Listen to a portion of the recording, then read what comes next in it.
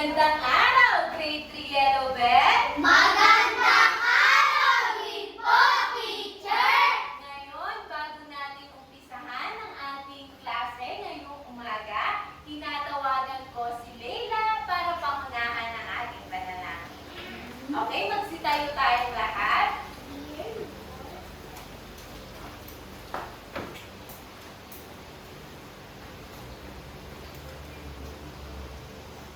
Dear Jesus, we praise and thank you for this day. Watch over us as we go about our daily study. Help us in any way so that we may become children you want us to be. Okay, maraming salamat, Leila. Bago kayo umupo, ay tingnan niyo muna ang inyong paligid at inyong mga baba. Kung meron kayong natatanaw na kalat, ay itapon ito sa tamang lalagyan. Meron ba kayong nakikita? Okay, maaari na kayong umupo. Okay, upo na, Grade 3 Yellow Bell. Ngayon naman ay gusto ko kayong batiin na magandang buhay! Mabuting tao! Okay, very good.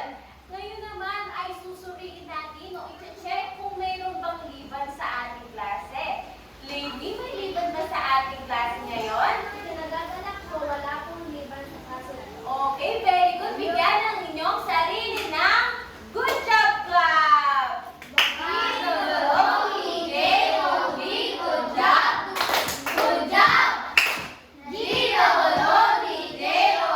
Good job!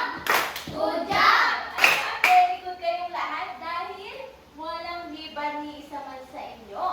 Sumunod naman, bago tayo mag-umpisa ng ating talakayan, ay gusto ko munang sabihin o ipaalala sa inyo ang pamantayan natin sa pag-aaral. Ano nga ba iyon? Ano nga ba ang ibig sabihin ng mahal sa pamantayan natin sa pag-aaral? Pakibasa nga, ano ang ibig sabihin ng letter M? Makinig mabuti sa iyong guro. O ano naman ang ibig sabihin ng letter A? Alamin at unahin ang aralin. Letter H? Huyayan ang makinig sa halayan. Letter A ay para sa At nausap sa gawain. at ang panguli, letter M? Laging sunod sa mga patutuloy sa pag-aaral. Okay, very good. At ito ang pinakamahalaga niyong tatandaan na mahal kayo ni teacher. Okay, maraming salamat. Ngayon naman ay dadako tayo sa ating balik-aral. Natatandaan niyo ba ang tinalakay natin nung nakaraang araw? Yes? Benben, naalala mo ba ang talakayan natin nung nakaraang araw? Okay, very good. Ang tinalakay natin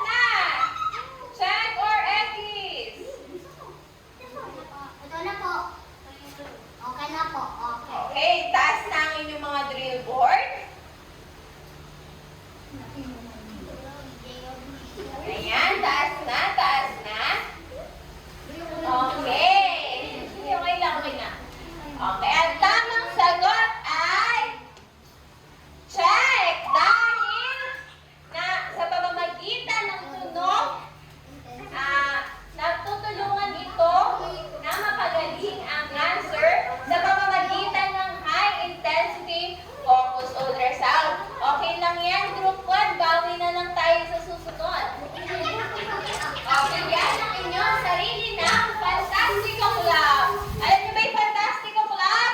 O, ganito, gayahin si teacher. 1, 2, 3. 1, 2, 3. Fantastico! Ganun na. Okay kayo nga. 1, 2, 3, go!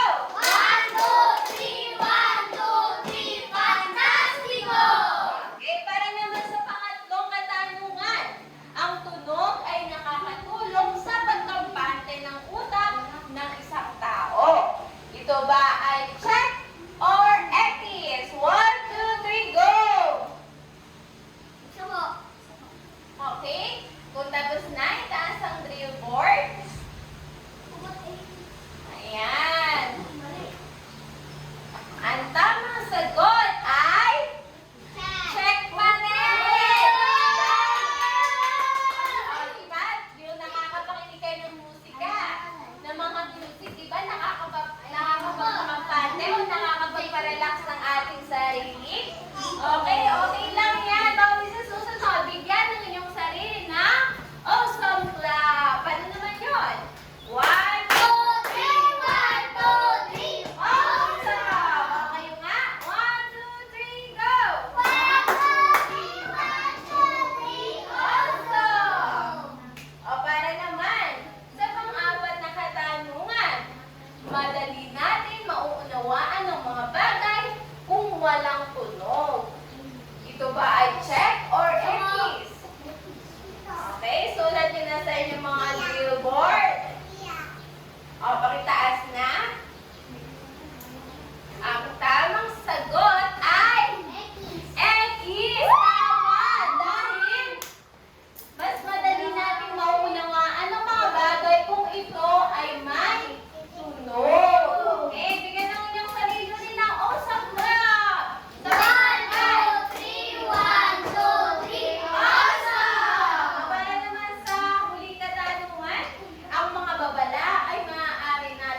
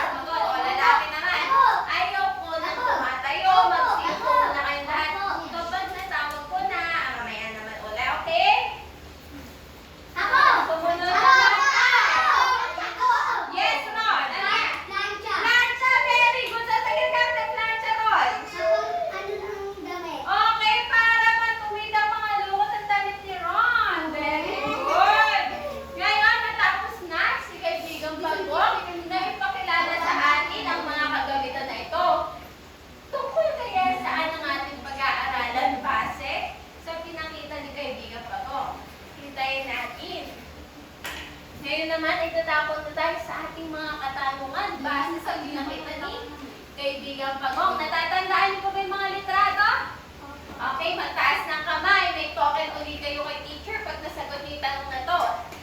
Ano-ano ba ang ibang halimbawa ng kagamitang dekuryente ang mayroon sa inyong tahanan? Opo. Radyo, opo. Yes, ikaw, Jiro. Radyo, very good.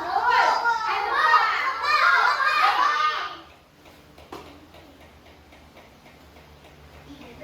Okay, very good, Rev. Aircon, very good. Okay. Okay, ngayon. Ngayon naman, dadako tayo sa pangalawang katanungan. Ano-ano ang nagagawa ng kuryente para sa inyo? Ano nga bang nagagawa ng kuryente para sa inyo? Ano? Sige nga, Yalia, tumayo ka. Magbigay ng ilaw o magbigay ng liwanag sa ating tahanan. Very good. Ano pa? Preskong hangin dahil sa ventilador. Very good. Isa pa? Again? Ayun! Very good, Ron! Very makapagluto ng kanin ni Ron dahil sa rice cooker. Okay, bigyan ng inyong sarili ng 3 claws. 1, 2, 3. Okay, very good. Ngayon naman, dadako na tayo sa ating paglalakad. Ano nga ba yung paglalakad pa? Para saan? Ang mga ipinresent ni kaibigang Pagong. Ano kaya ang ating pag-aaralan? May clue na ba kayo? Mga dekuryente? Ano ba? Eto, token. Pwede? Okay, ngayon ay babasahin natin ang layunin. Okay, sabay-sabay kang basahin ang layunin. 1, 2, 3, go!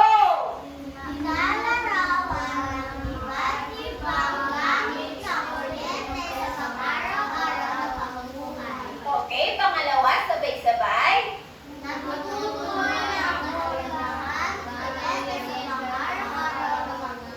At para naman sa panghuli, sabay-sabay tayo. Ipapakita ang pag-iingat sa paggamit ng mga dekuryenteng kagamitan. Okay, thank you. Ngayon, ano nga uli ang ating pag-aaralan? Paglalarawan ng iba't ibang gamit na pwede sa pag-aralan ng buhay. Okay, tama kayo. Ito ay patungkol sa mga dekuryenteng kagamitan o kaya tungkol sa kuryente. Ngayon naman, ano kaya ito? Oh, sino ang may radyo sa bahay? Okay. Very good. Okay. Ngayon, gusto ko basahin ninyo ang definition ng radyo. Bibigyan kayo ng token ni teacher. Okay, Yelian, pakibasa nga ang radyo. Nakakarinig tayo ng mga magagandang musika at balita sa mga pamamagitan ng dekuryenteng kagamitan. Okay, thank you, Yelian. Sino ang uli ang may radyo sa bahay? Okay, may radyo kayo sa bahay. Para saan ba ang radyo? Ano ba ang ginagawa ng radyo? Nagkakarinig. Okay, para tayo makarinig ng mga musika. Pwede din tayo makarinig dito ng balita, di ba? Bibigyan kayo ng trivia ni teacher. Di ba, nung panahon ng ating mga lolo't lola, hindi naman lahat ay mayroong telebisyon. Di ba? Hindi lahat. Kaya, yung ibang mga matatanda ay nakikinig sila ng balita sa radyo. Makikita natin yung mga nanay natin minsan pag naglalaba o yung mga ate natin pag nag-uurong, di ba nakikinig sila minsan ng mga tuktok or mga music galing sa radyo.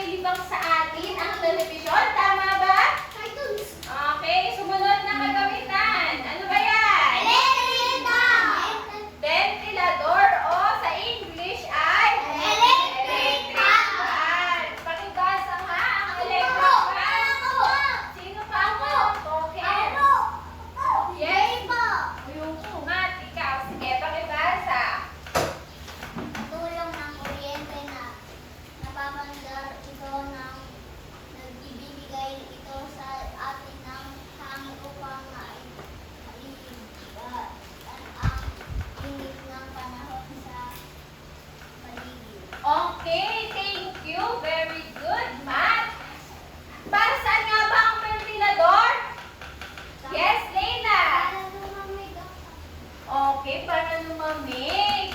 O nagbibigay ang hangin sa atin to, di ba? Lalo ngayon dahil mainit ang Araw.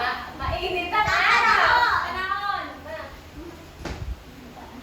Mainit ang panahon. Very good, di ba? Yung iba naka-aircon, ano, sosyal. Panahon. Oh, sana all daw, sabi ni Matt. Yung iba, pwede din na may electric pan, nakakapagbigay din siya ng hangin. Sumunod naman ay, ano ba yan? Washing machine. Washing machine! Oh, yes. Jello, pakibasa nga ang washing machine.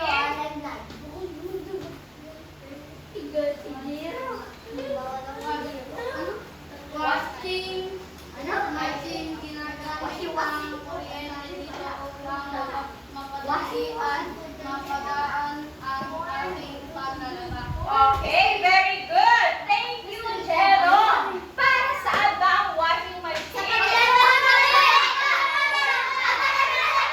Okay, isa-isa lang. Magtaas ng kamay kung alam ang sagot. Yes, Lainey. Okay, ikaw. Ano ba? Maglalaba ng damit? Ano pa? Ano pa, Gio? Okay, very good. Yun ang pinakamahalaga.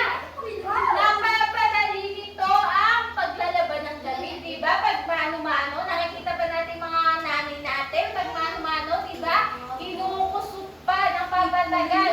Pero dahil sa tulong ng washing machine, at dahil din sa kuryente, na nagpapagana dito, ay napapadali ang paglalaba. Okay, makinig kayong lahat ni teacher. Makinig po ng lahat bago makipagkwentuhan. Para naman sa susunod na kagamitan, ito ay computer! Pakibasa nga. Yes, Giro.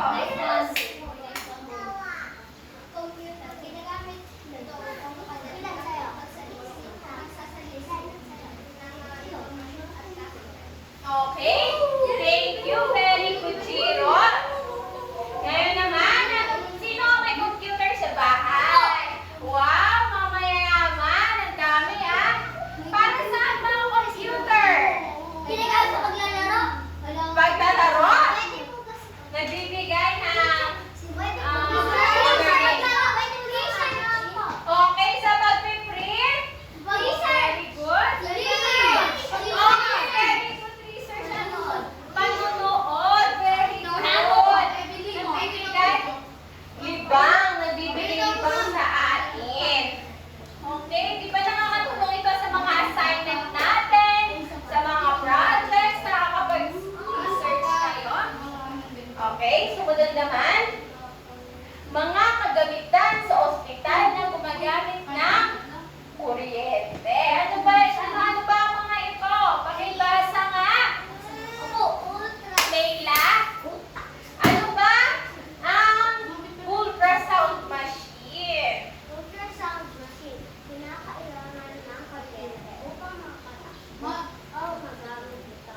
Ang kagamitan na ito ay ginagamit sa mga buntis upang masulit ang kalagayan ng sanggol na nasa sinapupunan ng ina. Okay, thank you, Leila. Very good. Para saan? Sino ang nakakita na ng ultrasound machine? Okay. Sinasama ba kayo ng nanay niyo pag nagpapa-ultrasound ng tiyan? Okay. Para saan ba ito? Para saan ba ang ultrasound machine? O, para malaman kung may baby. Ano pa? Okay, para malaman ang kondisyon. Very good. Ngayon, ang ultrasound ay para malaman natin yung kalagayan ng sanggol sa loob ng tiyan ng ating mga nanay. O, diba? Nakikita din dito kung ano ang gender. Diba? Babae ba? O lalaki ang sanggol. Ngayon naman, para sa susunod, ano ba yan? Nebulizer. Nakakita ba kayo ng nebulizer? Okay. Pakibasa nga. Sino pa rin nakakapagbasa? Nakakapagbasa?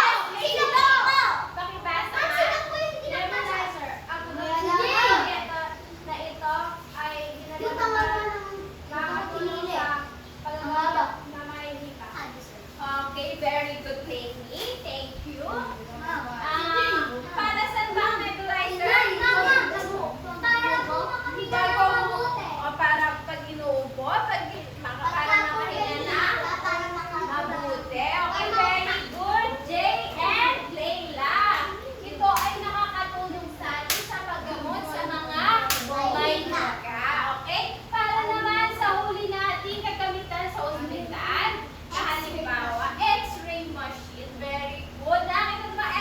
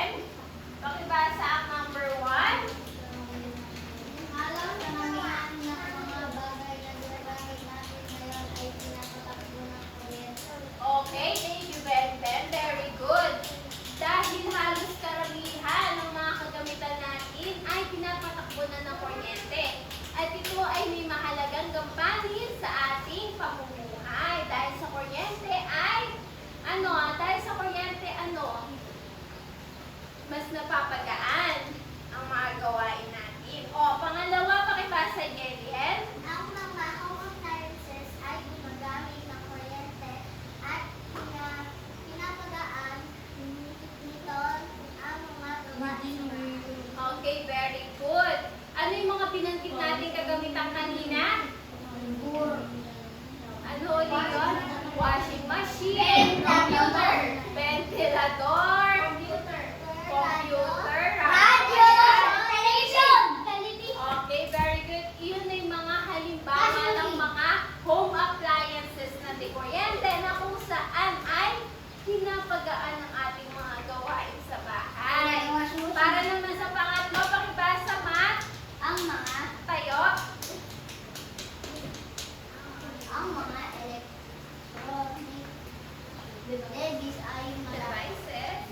electronic devices ay malaki ang naitutulong upang mapadali ang mga gawain o trabaho. Ano nga ba ang mga electronic devices? Yes, Leila? Ayun, very good. Pwede din ng cellphone dahil para, di ba nanloloban din ang cellphone? Magamit na. Ano ginagamit sa phone charge? Charger. Very good. Kailangan natin ito. At ito ay dahil pa rin sa kuryente. Sa mapagaan, halimbawa, bibigyan ko kayo sa industry. Kailangan pa rin ng kuryente. Dahil mas napapadali ang pag-produce nila ng mga product. Di ba may mga machine tayo nakikita sa mga, di ba? Very good. Mas nakikita natin sa mga pagawaan ng mga pagkain, ng mga kalamitan, nakikita natin. O, pang-apat, pakibasa nga. Yes, Leila? Napadali rin ang komunikasyon gaano kalalayo ang pinapagyan. Okay, tahimik lang. Tahimik lang.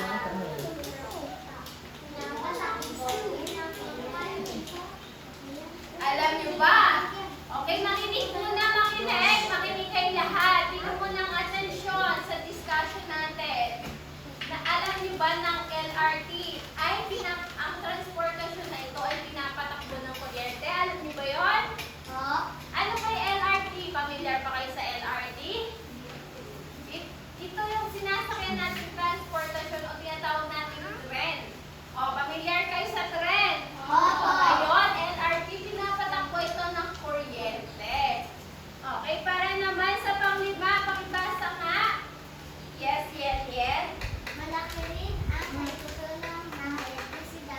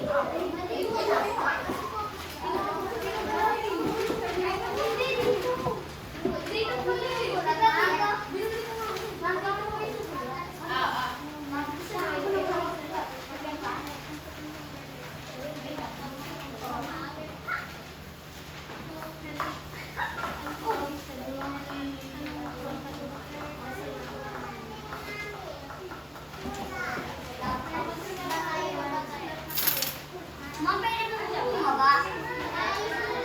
Teacher. Pwede po bumaba, teacher.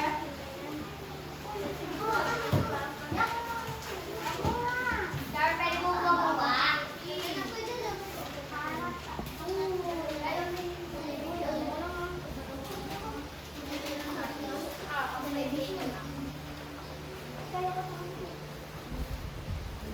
Okay?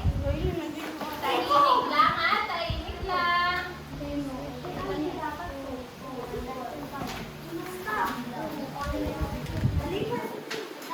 4 minutes, 4 minutes pa.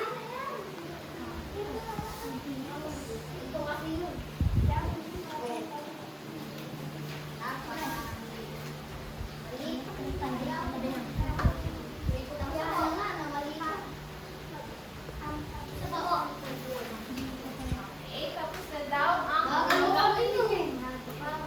very good. Nantayin natin ang ibang grupo, pero lagyan nyo na ng okay. Tapos na po! O, tapos natin ang group 1. Very good ang mga nyo. Baka matapos.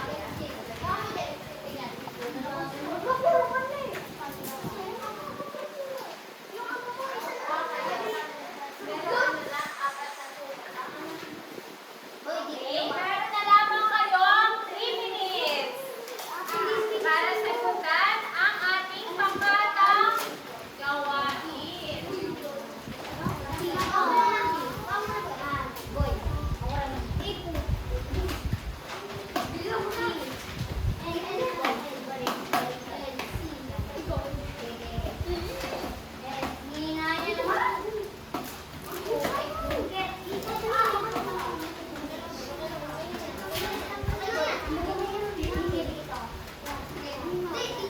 Okay, tahimik lang kung magsigawa ang lahat. Meron na lamang kayong 2 minutes.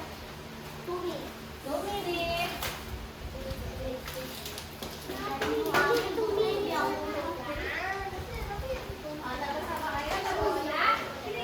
Ang group 1, tapos na ba? Opo! O, lagyan na ng tape. O, baka mag-ibang kayo. Lagyan yung tape.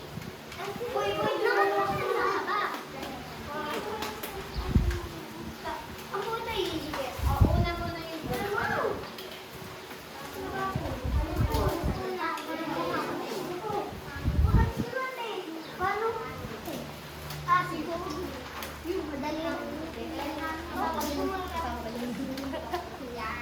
Babasahin niyo sa sagot niyo, ha?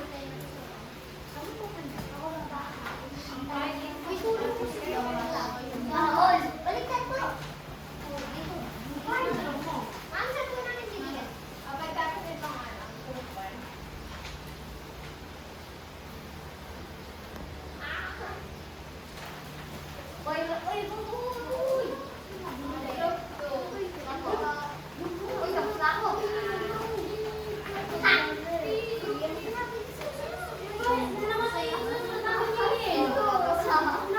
Group 3, group 4, tapos na ba kayo? Group 4.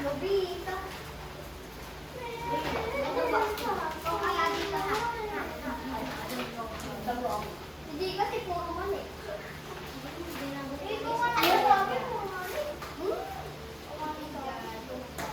Mamili na kayo na mag-represent sa inyo. Bawat grupo.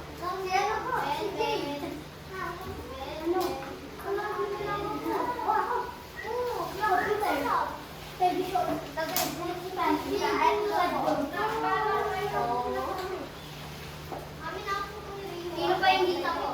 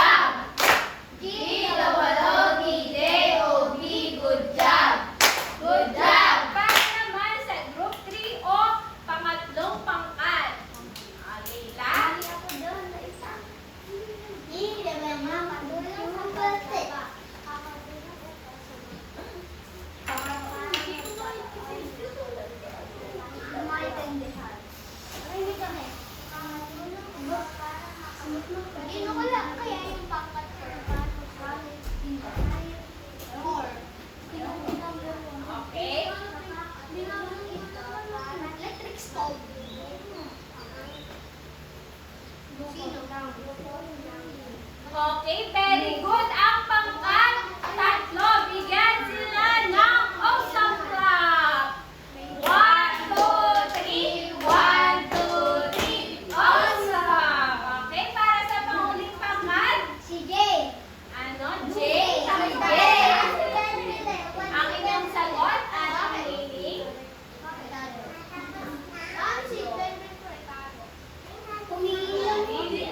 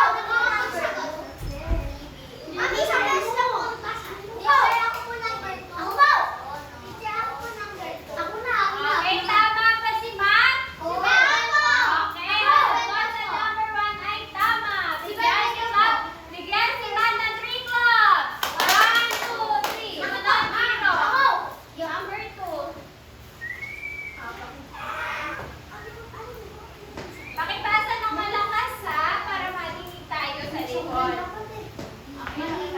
Nakatutulong ang kuryente upang maging haba. Tama ba si Jiro? Tama ba? Opo. Okay, ang sagot sa 2 ay tama. Bigyan ni Jiro ng 3 points. Ako po. Yan, next. Basta po, hindi. May number po.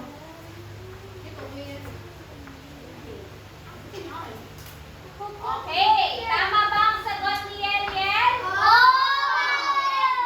ang sagot sa 3 kasi bumibigat daw lalo ang gawain. Hindi binasa. Hindi binasa. O, para naman itong 4.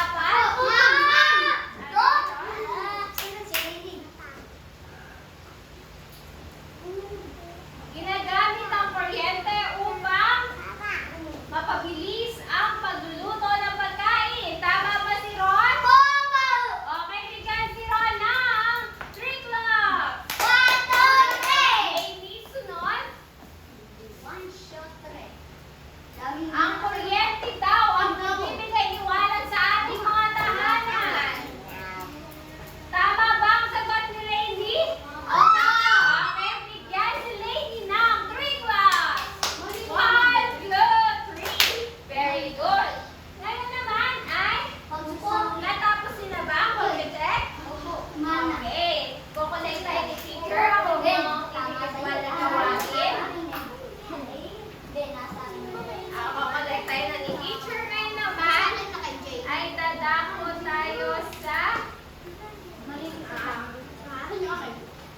dadako na tayo sa pagpapalahat. Ano ba ang natutunan nyo sa ating talakayan? Mataas ang kamay, bibigyan ko kayo ng token. Yes, may lalo ang natutunan mo ngayon sa ating talakayan. Okay, very good. Para naman sa ating, para saan ba ang kuryente sa ating tahanan? Yes, Kenden.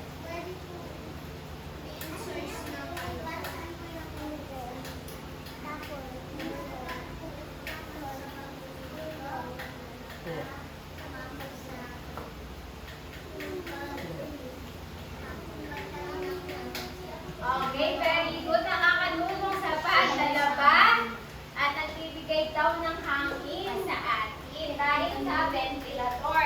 Ngayon naman nagbibigay si teacher na pag-uwi. Halimbawa ba, si Benten, basa yung kamay niya. At sinabihan siya ng kanyang magulang na huwag kang magsasaksak ng anumang di kuryente kagamitan sa electric outlet kung basa ang iyong kamay. Pero si Benten ay makulit. Anong ginawa niya? Kakahugas siya lang ng kamay. Nagsaksak agad siya. Ano pa simpleng mangyari? Ano yung masunog? Ano? Mag-ground. Pwede siyang kuryente. Ano ang lesson? Para doon, ano ang lesson? Makinig sa magulang. Ano pa? Makinig sa mga tutunin. Dapat ay ang mahalaga, mag-iingat tayo palagi. Lagi nating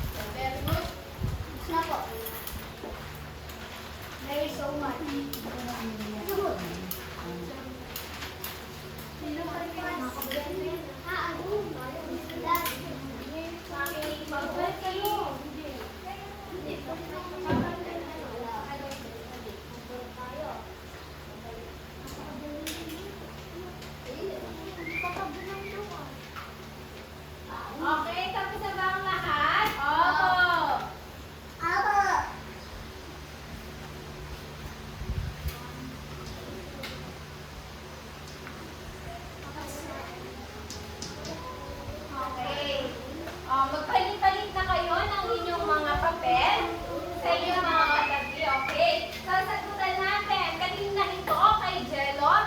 Pakisagutan nga ang number 1. Check by Tor X. Binubulungan. Binubulungan nila yung bakit? No. Napatagaan ang mga gawaing bagay dahil sa home appliances na gumagamit ng kuryente. Check by Tor X. Check. Very good. Tama ba si Jello? Mali po. Tama po. Tama. Bigyan si Jello na 3 clubs. Ulit nga. Sabay-sabay. 1, 2, 3. Okay. Para naman sa pangalawa, Leila. Pakisagutan yan. Ang kuryente ang nagbibigay liwanag sa ating tahanan. Check or X? Check! Tama ba si Leila? Okay, bigyan si Leila ng 3 clubs. 1, 2, 3. Okay, para naman sa pangatlo, anong pangalan, Jay? Nagiging mabagal ang trabaho ng mga tao dahil sa paggamit ng kuryente. Check ba to or X? Tama ba si Jay? Okay, bigyan si Jay ng 3 clubs. Okay, sabay-sabay. 1, 2, 3. Okay. Pang-apat, Benden. Dahil sa elektrisidad, nagkakaroon ng maayos at mabilis na komunikasyon at transportasyon. Check by Tor X.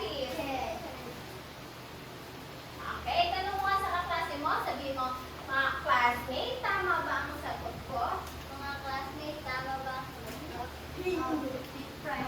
Aba, siyempre! Okay, bigyan si Benden ng 3 clubs. 1, 2, 3. Next, Matt, pang-5.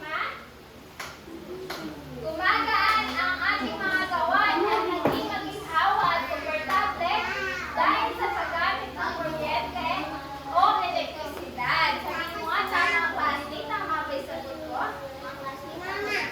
Hindi. Aba, syempre!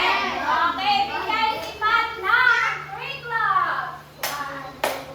Okay, dahil mukhang nakikita ko talaga na nakakasagot ang lahat. Sino ang nakakuha ng 5? Taas ang kamay.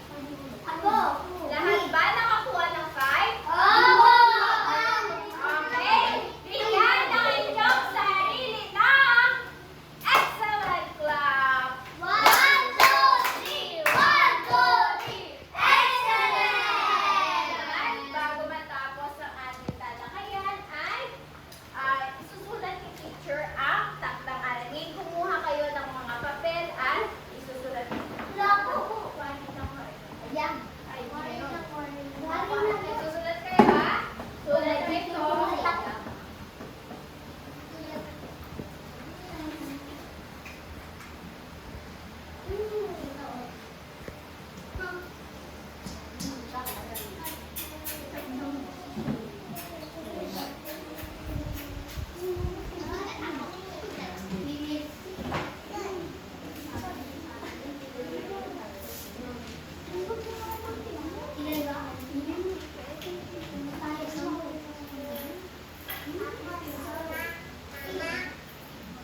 Next guys mo.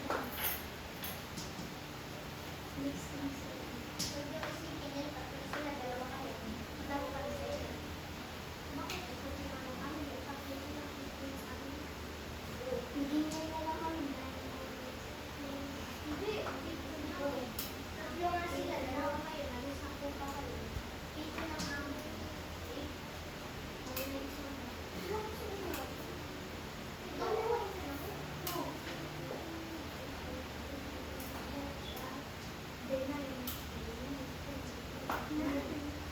Wait,